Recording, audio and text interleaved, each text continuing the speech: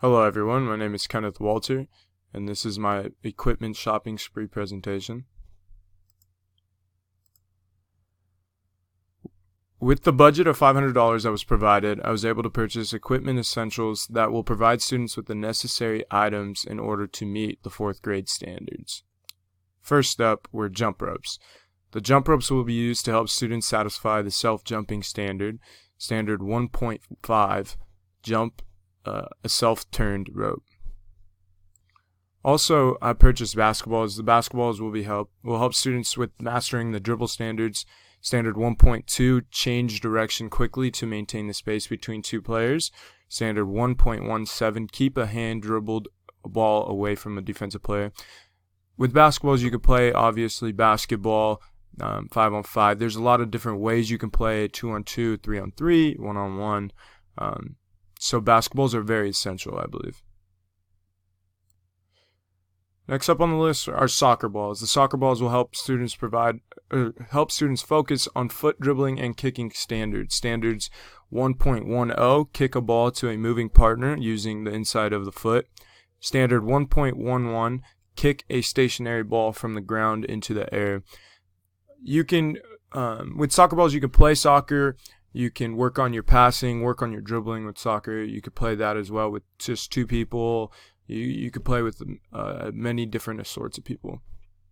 I also purchased tennis balls to help students master their throwing and catching standards. Standards 1.6, throw and catch an object with a partner while both partners are moving. Standard 1.9, catch a fly ball above the head, below the waist, and away from the body. With tennis balls, you can play them with no gloves. You can toss them to each other. You can roll them to each other. There's a lot of different ways. You can hit them with rackets. There's a lot of different ways you can use tennis balls that will be beneficial to the students and them mastering their standards. There are a couple extra things that I also purchased.